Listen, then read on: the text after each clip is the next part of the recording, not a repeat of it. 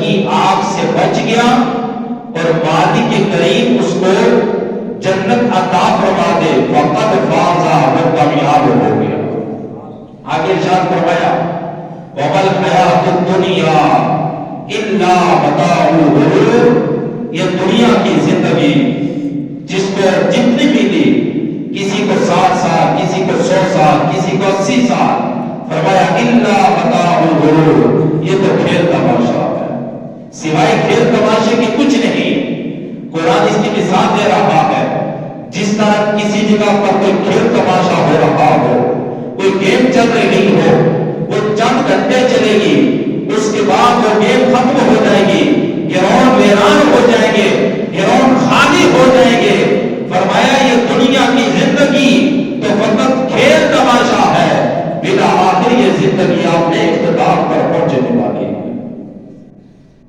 اب وہ لوگ اپنی قسمت پہ ناز کریں اور اللہ رب العالمین کا شکر ادا کریں کہ جنہیں رمضان المبارک کی یہ عظیم نعمت عطا فرمائی گئی، بابرکت لمحات عطا فرمائے گے، جنہوں نے ان بابرکت لمحات کو کھیل تماشے میں، سستی میں، غفلت میں نہیں گزارا، بلکہ یہ بابرکت لمحات اپنی زندگی کے قیمتی لمحات جانتے ہوئے، اپنی زندگی کا قیمتی سرمایہ سمجھتے ہوئے اس مالک کے احکامات کے مطابق اپنی زندگی بسر کی۔ آج انہیں رمضان المبارک کے اختتام پر خوشی بھی ہوگی، میرے مالک تو نے ہمیں یہ برکتوں والا مہینہ عطا فرمایا، ہم نے اس مہینے میں تیری بارگاہ میں حاضری پیش کرتے رہے، میرے مالک تیرے احکامات کے مطابق ہم اپنی زندگی گزارتے رہے۔ آج ان کی طبیعت کے اندر چین پایا جائے گا، آج ان کی طبیعتوں کے اندر مسرت پائی جائے گی، کہ جنہوں نے اپنے مالک کی منشا کے مطابق اپنی زندگی گزاری۔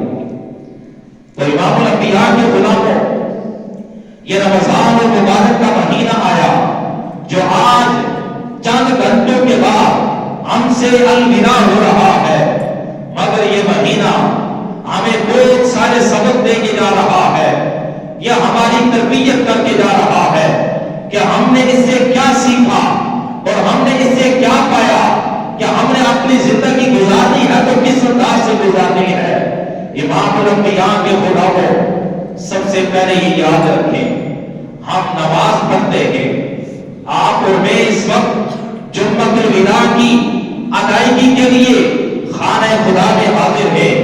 ہر آدمی ہمیں آتا ہوا دیکھ رہا ہے کہ فلاں صاحب اس وقت نماز جمعہ کی ادائیگی کے لیے مسجد میں جا رہے ہیں، ہم سارے بیٹھے ہیں، ہمارے دوست دیکھ رہے ہیں، ہمارے رشتہ دار دیکھ رہے ہیں کہ فلاں بندہ بھی مسجد میں حاضر ہے، فلاں بھی حاضر ہے۔ گویا کہ جب ہم نماز پڑھتے ہیں، ہمارا یہ نماز پڑھنے والا عمل وہ ہے جو لوگ بھی واقف ہیں اور ہمارا رب بھی جانتا ہے۔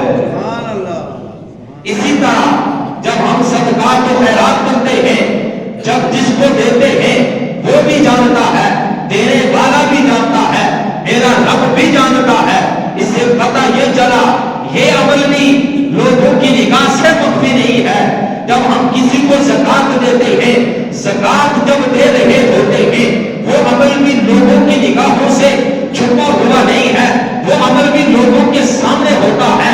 اسی طرح جب ہم حج کرتے ہیں، اتنا پیسہ لگا کے جاتے ہیں، وہاں جا کے طواف کعبہ کرتے ہیں، مزدلفہ جاتے ہیں، مینا میں جاتے ہیں، عرفات میں جاتے ہیں، کوئی بھی کام کرتے ہیں، لوگ ہمارے اعمال سے واقف رہے، لوگوں کو پتا ہے فلاں صاحب حج کے لیے گئے، انہوں نے جا کے طواف کیا، سارے وہاں پہ ارکان ادا کیے، گویا کوئی بھی عبادت اٹھا لے، جب ہم وہ کر رہے ہوتے ہیں ہمیں بھی علم ہوتا ہے اور ہمارے دوستوں کو لوگوں کو بھی علم ہوگا۔ ایسا ہی ہے یا نہیں ہے؟ مگر آئے یہ روزہ وہ واحد عبادت ہے، میں نے اس وقت روزہ رکھا ہوا ہے الحمدللہ، آپ لوگ بھی روزے سے ہیں، مگر ہماری پیشانی پہ نہیں لکھا ہوا کہ ہم نے روزہ رکھا ہے یا نہیں رکھا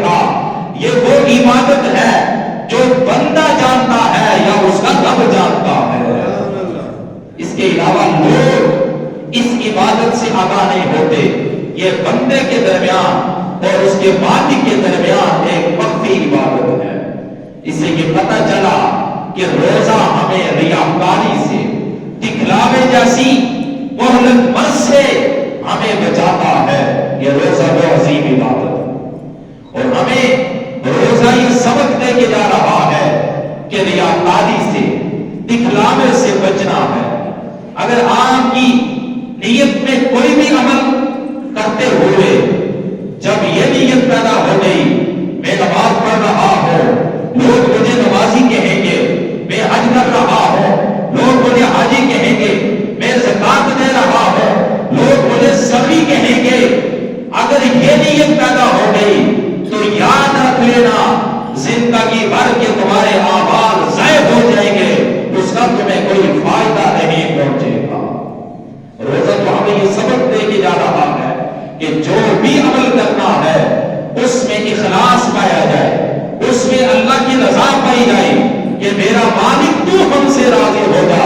میں جو بھی یہ عمل کر رہا ہوں لوگوں کی ریاکاری کے لیے، لوگوں کی دکھلاوے کے لیے، لوگوں سے تاج وصول کرنے کے لیے نہیں کر رہا۔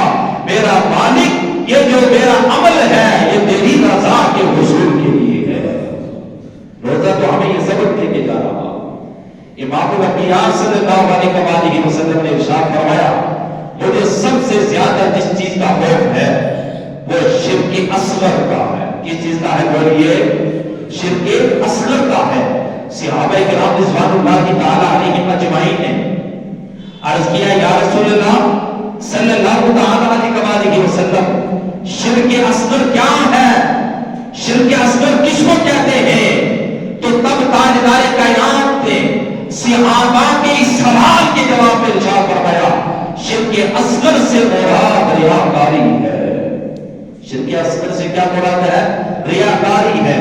امام الانبیاء صلی اللہ علیہ وسلم نے ارشاد فرمایا جب انسان کوئی عمل کرے اس میں ریاکاری کا پہلو آ جائے تو اللہ کریم فرماتا ہے میں اس وقت بندے سے بے نیاز ہو جاتا ہوں، بندے کو چھوڑ دیتا ہوں، اس کے عمل کو بھی چھوڑ دیتا ہوں۔ اور ایک حدیث مبارکہ میں آتا ہے تاجدار کائنات نے ارشاد فرمایا جب بندہ کوئی بھی عمل ریاکاری کے لیے کرتا ہے، دکھلاوے کے لیے کرتا ہے، خالق لم یزل کی طرف سے یہ اعلان ہوتا ہے یہ عمل تو نے جس کو دکھلانے کے لیے کیا ہے اس کا صلہ بھی تجھے وہی دے گا۔ میری بارگاہ سے کوئی صلہ نہیں، میری بارگاہ سے تجھے کوئی صلہ نہیں ملے گا، کوئی بدلہ نہیں ملے گا، کوئی انعام نہیں ملے گا۔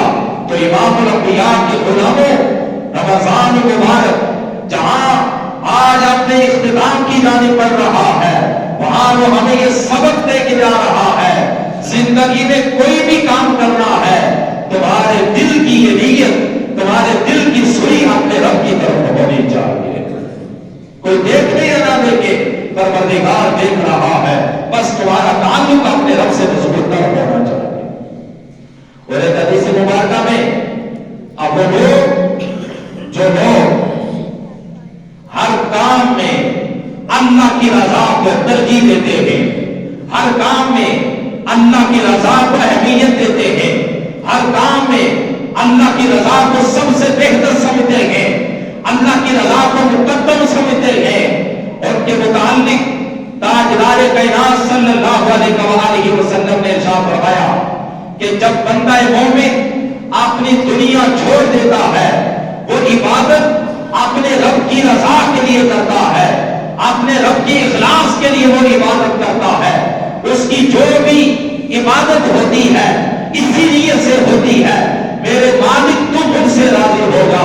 حتیٰ کہ نماز پڑھتا ہے تو اللہ کی رضا کے لیے، حتیٰ کہ زکات ادا کرتا ہے تو اللہ کی رضا کے لیے دیتا ہے۔ تو تاجدار کائنات صلی اللہ علیہ وسلم نے ارشاد فرمایا جب ایسا بندہ دنیا سے رخصت ہوتا ہے ماتا اللہ اللہ اس کے مطابق یہ اعلان کیا جا رہا ہے ادھر سے اس کی روح جسم سے جدا ہو رہی ہوتی ہے، ادھر سے اس کا مالک اس سے راضی ہونے کا اعلان کر رہا ہے۔ یہ کتنی بڑی خوش قسمتی کی بات ہے، کتنی بڑی یہ مقدر کی بات ہے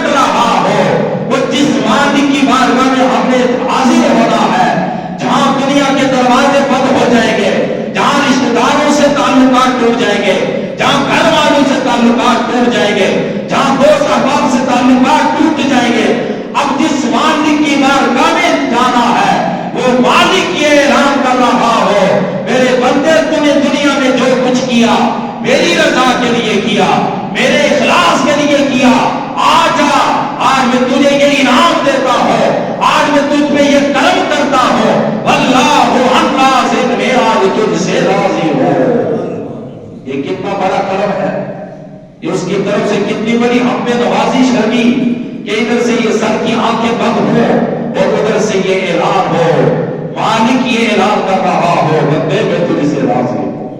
اور دعا فرمائے اللہ پاک ہمیں اخلاص عطا فرمائے، اخلاص کی عظیم دولت عطا فرمائے، اور واقعی جب ہم اس دنیا سے جائیں مالک یہ اعلان کر رہا ہو بندے آ جا میں تجھ سے راضی ہوں۔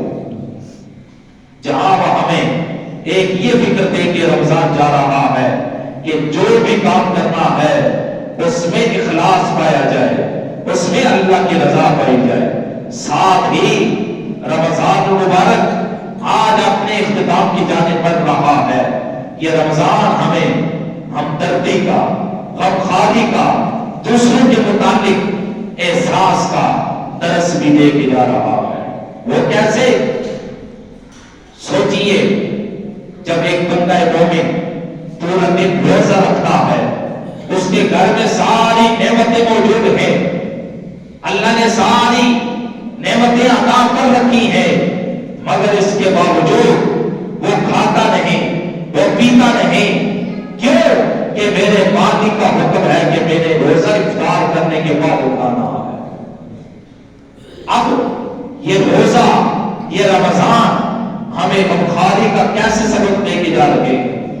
اب روزہ رکھ کر ایک بندے کو کتنی پیاس ستاتی ہے، کتنی بھوک کی شدت محسوس ہوتی ہے جب پورا دن اس عذاب سے گزر جاتا ہے، شام کو روزہ افطار کرتے ہیں، گویا اس کے بعد ہم اللہ تعالیٰ کی نعمتوں سے لطف اندوز ہوتے ہیں، مگر دن میں روزہ یہ احساس دلاتا ہے، دن میں ہمارے دلوں میں یہ روزہ یہ ہمدردی کا پہلو اجاگر کرتا ہے کہ میرے پاس دنیا کی تمام تر نعمتیں ہیں، گھر میں موجود ہیں، مگر میرے مالک نے جو مجھے ایک مخصوص وقت کے لیے روکا ہے، ایک مخصوص وقت کے لیے روکا ہے کہ صبح سے لے کر شام تک کچھ کھانا نہیں، صبح سے لے کر شام تک کچھ پینا نہیں۔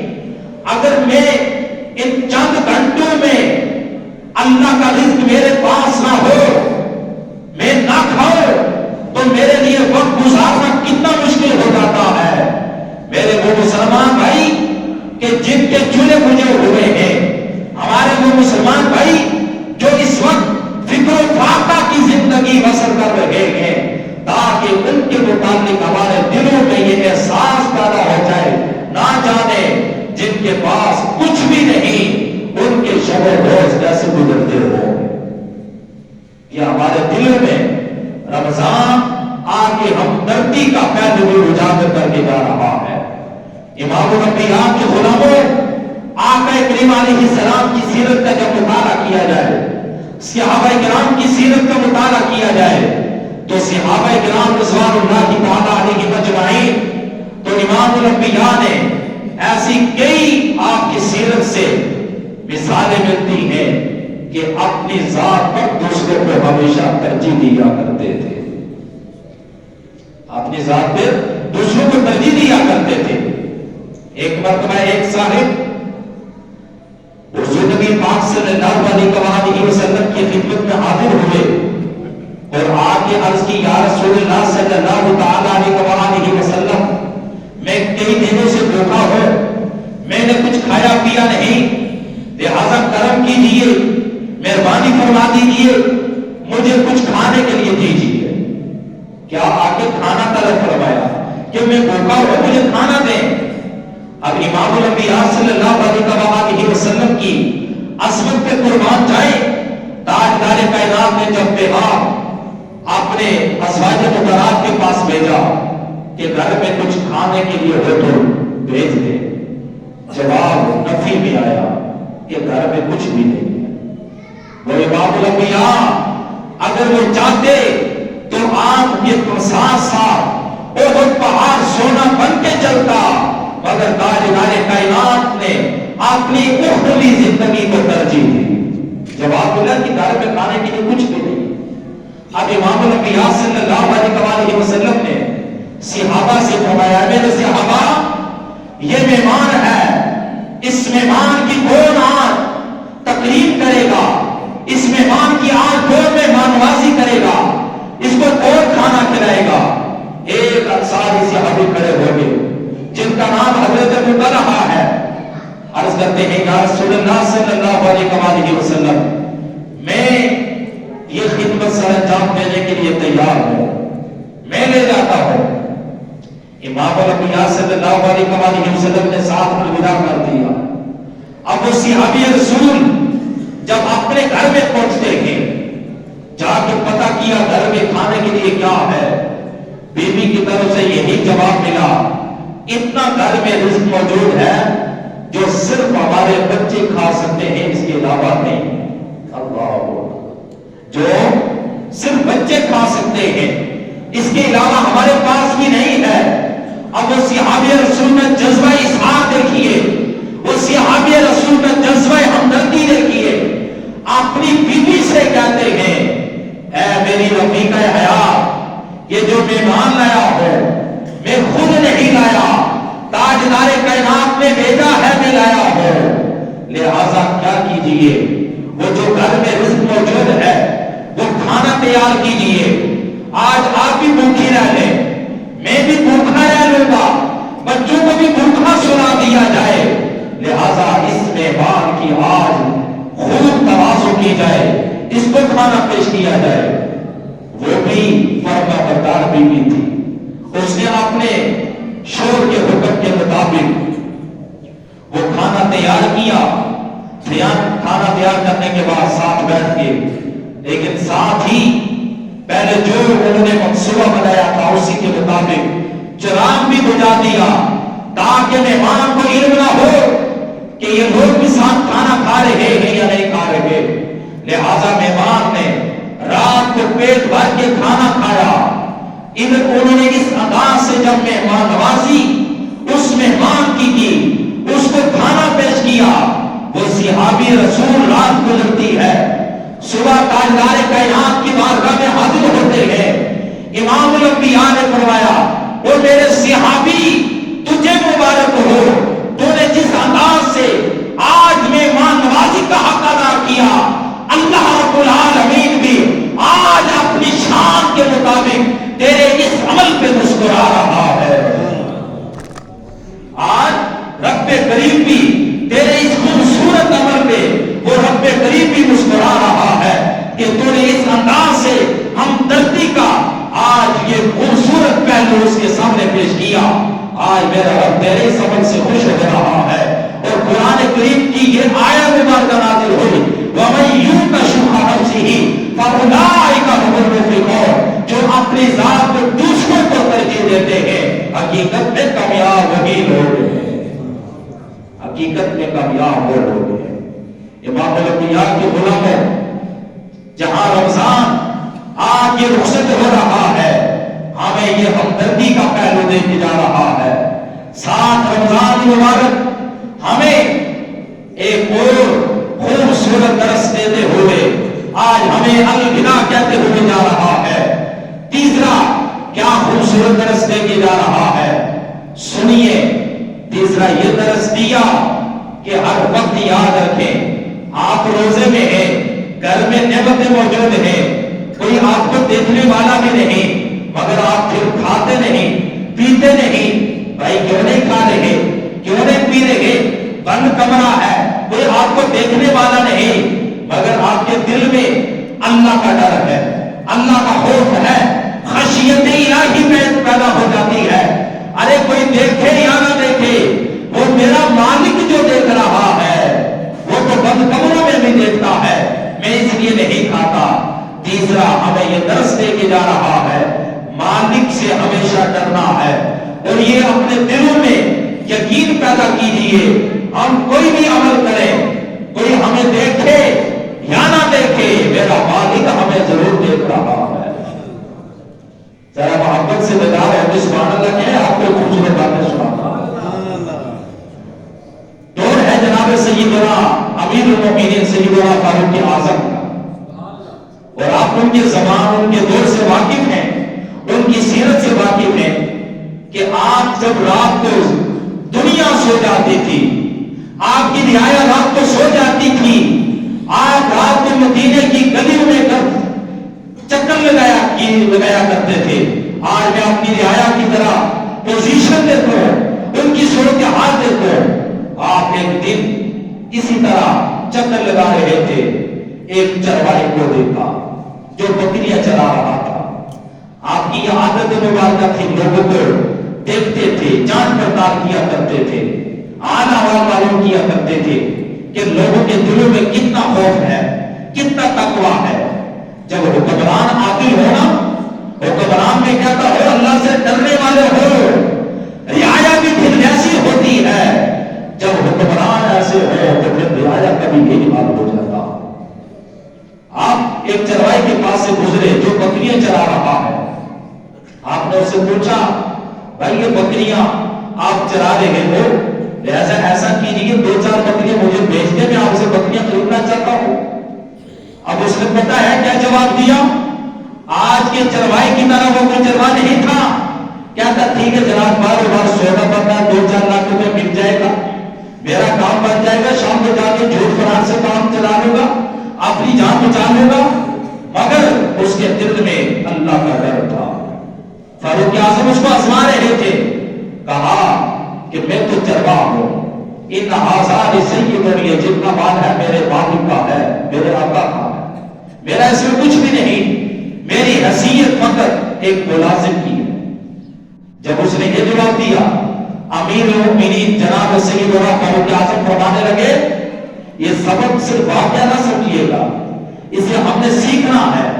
کوئی اگر کسی دکان میں ملازم ہے، مالک ہو یا نہ ہو، کوئی کسی آفس میں ملازم ہے، مالک ہو یا نہ ہو، کوئی کسی ادارے میں ملازم ہے، مالک ہو یا نہ ہو، اپنی ڈیوٹی میں کبھی ڈنڈی نہ مارے، اپنی ڈیوٹی میں کبھی کوتاہی نہ کرے، یہ سمجھے میرا مالک مجھے دیکھ رہا ہے، یہ خیال کیجیے۔ فرمایا آپ 2-4 بکریاں مجھے دے دیں، شام کو جب وادی کے پاس پہنچیں گے تو جا کے بتا دینا۔ فَأَكَلَهُ الذِّئْبُ، بھائی بھیڑیا کھا گیا، میں کیا کروں، میں کیسے بچاتا، جو بچ گئے میں لے آیا ہوں، لہٰذا یہ بہانہ بنا کر آپ اپنی جان بچا سکتے ہیں، بیچ دیں۔ اب پتہ ہے اس چرواہے نے جواب کیا دیا؟ اس نے جواب دیا کہ بے شک یہ کیا کہ میں اپنی جان کو بچا لوں گا، میرا مالک نہیں دیکھ رہا کہ میں اس وقت کیا کر رہا ہوں، مگر اس نے جواب دیا اکرم عند اللہ، ارے میں اللہ کے ہاں کیا جواب دوں گا، فَأَيْنَ اللَّهُ، اللہ کہاں ہے، اللہ تو مجھے دیکھ رہا ہے کہ میں کیا کر رہا ہوں۔ دیکھیں نا دل میں خوف خدا دیکھیے کہ اللہ تو مجھے دیکھ رہا ہے، میں کیا جا کے جواب دوں گا، اس لیے میں ایسا نہیں کر سکتا۔ سیدنا فاروق اعظم نے جب اس کے یہ خوبصورت جملے سنے، سیدنا فاروق اعظم ان خوبصورت جملوں کا لطف لیتے رہے۔ جب اللہ کا شکر بھی ادا کیا، میرے مالک تیرا کرم ہے، میرے مالک یہ تیری مہربانی ہے کہ میری رعایا میں ایسے لوگ ہیں کہ اگر ان سے یہ مطالبہ بھی کیا جائے پھر بھی ان کے دلوں میں یہ اللہ کا خوف پایا جاتا ہے، ان کے دلوں میں اللہ کا ڈر پایا جاتا ہے، پھر بھی وہ اپنی ذمہ داری سے پیچھے نہیں ہٹتے، وہ کوتاہیاں نہیں کرتے۔ میرے مالک تیرا شکر ہے۔ اللہ کا شکر ادا کیا، شام ہوئی، اس کے مالک کے پاس پہنچے، جا کے مالک کو کہا جتنا ریبڑ ہے یہ بھی میں تجھ سے خریدنا چاہتا ہوں، یہ بھی مجھے بیچ دے، اور یہ جو تیرا غلام ہے یہ بھی تو مجھے بیچ دے۔ اس نے پوچھا کیوں؟ سارا واقعہ سنایا اور سنا کر اس کو آزاد بھی کروا دیا۔ اور ساتھ ہی سیدنا فاروق اعظم نے بڑے تاریخی جملے ارشاد فرمائے، جو جملے آج سونے کے پانی سے لکھنے کے قابل ہیں۔ امیر المؤمنین سیدنا فاروق اعظم نے فرمایا، اے چرواہا تیرا وہ جواب کہ مجھے کوئی دیکھے یا نہ دیکھے، میرا مالک مجھے دیکھ رہا ہے، تیرے اس جملے نے تجھے دنیا کی غلامی سے بھی نجات عطا فرمائی ہے، اور میں امید کرتا ہوں میرا